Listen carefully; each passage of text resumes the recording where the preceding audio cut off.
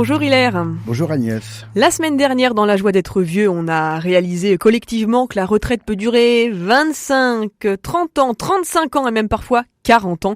C'est une longue tranche de vie quand même, ça, la retraite. Une longue tranche de vie qui peut parfois paraître longue pour celui qui la vit jour après jour sans projet précis. Un exemple.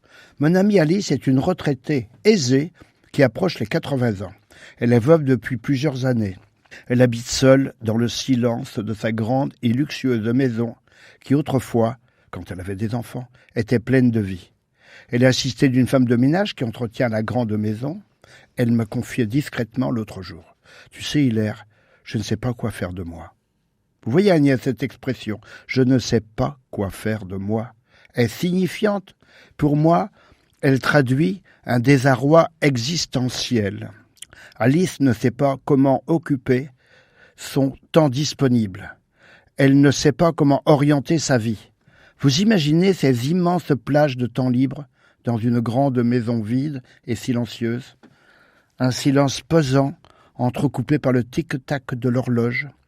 Ce silence, ce sentiment de vide et de solitude est malheureusement le lot d'environ 2 millions de personnes âgées.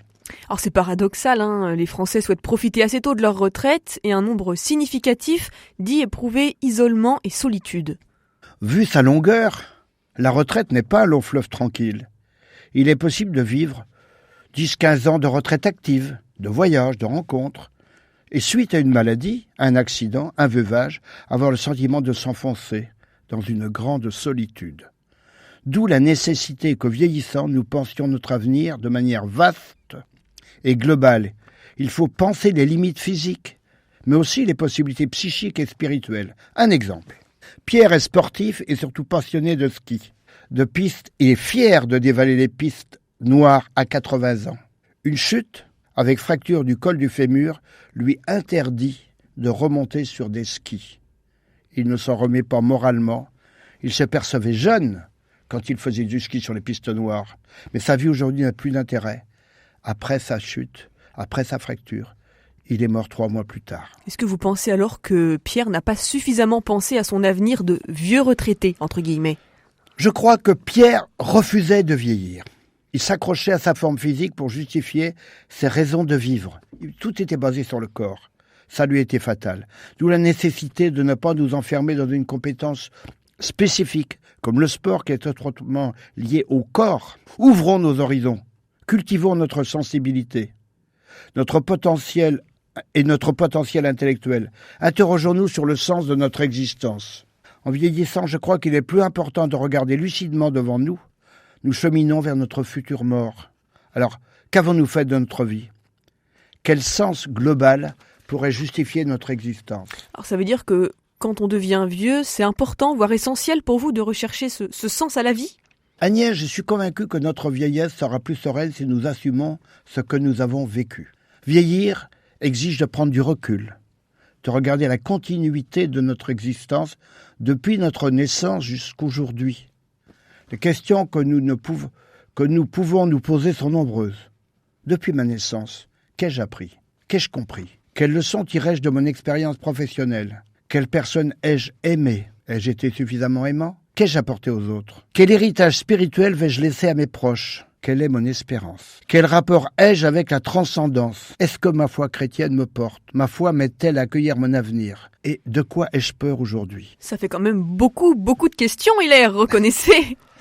Vous savez, en vieillissant, l'approche de la mort, ces questions arrivent. Elles sont parfois discrètes, elles ne sont pas posées, mais elles sont ressenties. Certains vont s'interroger, qu'ai-je fait de ma vie ?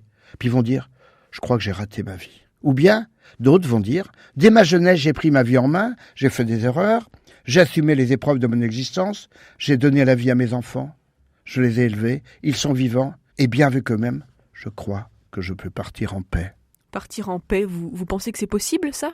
Depuis l'âge adulte, nous pilotons notre vie. Nous subissons des tempêtes, parfois des cyclones. Si nous avons toujours le souci d'être présents et responsables, nous découvrirons notre voie. La vieillesse est la période la plus faste pour retrouver la cohérence d'ensemble de notre vie. Vieux, en revisitant ma vie, je me dois d'accepter les épreuves passées.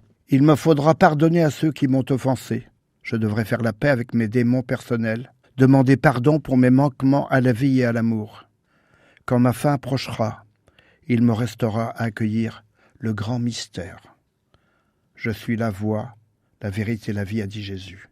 Enfin, espérer que mon âme rejoindra l'éternité. Merci beaucoup Hilaire pour cette belle chronique pleine de joie et là on peut le dire d'espérance puisque ce sont les derniers mots de votre chronique. À la semaine prochaine. À la semaine prochaine Agnès.